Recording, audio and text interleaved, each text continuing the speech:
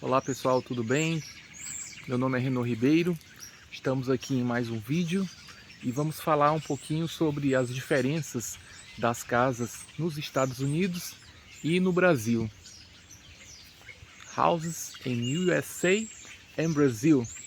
Let's explore the difference. Então vamos explorar as diferenças, né? As principais diferenças que eu noto aqui é que as casas não têm muros, né? Elas são bem abertas, é um conceito bem aberto. Today, we are going to talk about the houses in USA and Brazil. Let's learn some cool stuff. Então vamos aprender alguma coisa, né, sobre as diferenças. Vamos falar um pouquinho sobre as diferenças e semelhanças entre as casas aqui nos Estados Unidos e no Brasil. Né? Começando com uma pergunta bem simples, né? Como se a gente tivesse chegado aqui no planeta Terra. What is a house? A house is a place where people live, play, eat and sleep. Então a casa é um lugar onde as pessoas moram, né? Jogam, brincam, comem e dormem. Né? A segunda pergunta, nós temos sempre essa brincadeira de perguntas e respostas. How are houses different in USA and Brazil? Então qual a diferença básica ou algumas diferenças entre as casas do Brasil e dos Estados Unidos? A resposta seria: in USA, some houses have wooden walls and others are made of bricks. Em Brasil, many houses have colorful walls and sometimes big walls called muros. Então as casas nos Estados Unidos elas têm cercas de madeira, às vezes cercas vivas e às vezes pequenos muros. E as casas no Brasil geralmente têm grandes paredes, né, que nós chamamos de muro. Né? Então, what is a mural?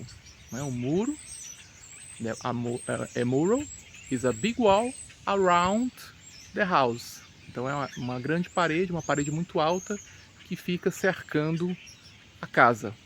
It's like a protective fence. É como uma cerca de proteção.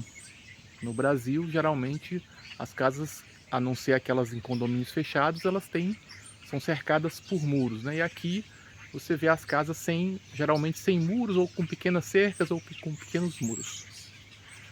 Are the houses with basements? Basements é o porão. Yes. In the USA, some houses have a basement under the main part of the house. Então a maioria das casas aqui nos Estados Unidos tem um porão, né, debaixo da sala. It's like a extra room underground. Então é como se fosse um cômodo extra embaixo da casa. Né? E geralmente as casas no Brasil não têm o porão, né? Em Brasília sim, tem casas que têm o porão, principalmente da W3. Tell me about houses with two floors. Então são casas que geralmente têm dois pavimentos, né? Um andar 1 e um andar 2, que é o caso dessas casas aqui atrás e é o caso aqui da casa da minha irmã.